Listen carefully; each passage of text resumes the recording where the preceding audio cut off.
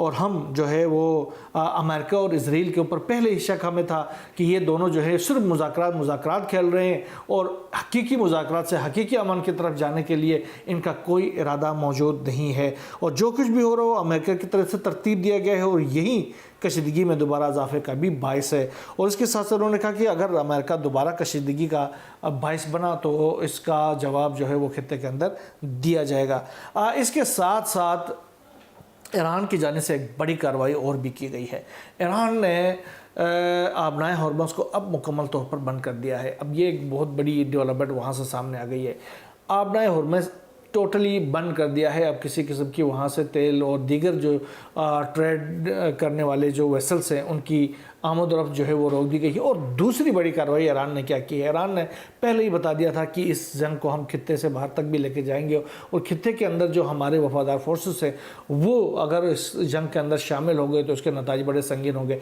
अब जो है यमन की जो हौसी फोर्सेस जो हैं वो बाकायदा तौर पर इस जंग के अंदर बाकायदा तौर पर शामिल हो गए हैं। एक तो उन्होंने एक बहुत बड़ी कार्रवाई की और बड़ी कार्रवाई ये की है कि उन्होंने इसराइल की जो वेसल्स हैं, जो जहाज़ हैं, तिजारती जहाज़ हों या दीगर हर किस्म की जो समंदरी जो आमद-ओ-रफ्त है उसको उन्होंने अपनाए ये जो रेड सी के अंदर से उन्होंने बंद कर दिया है।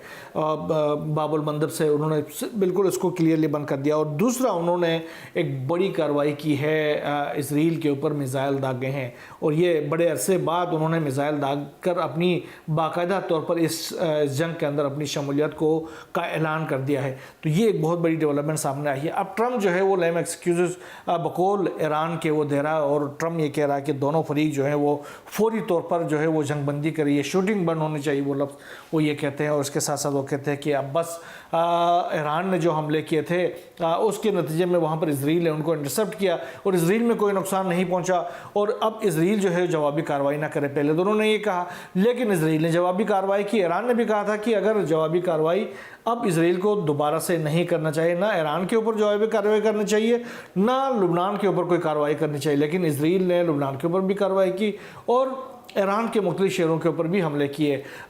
तो अब ट्रम्प साहब कह रहे हैं कि दोनों जो हैं दोनों ने कार्रवाइयाँ की हैं, लिहाजा आप ख़त्म करें और ईरान जो है वो वापस मुज़ाकरात के टेबल पर आए। अगर ईरान जो है मुज़ाकरात के टेबल पर नहीं आता है तो फिर हम जो है वो ईरान के ख़िलाफ़ कार्रवाई करेंगे।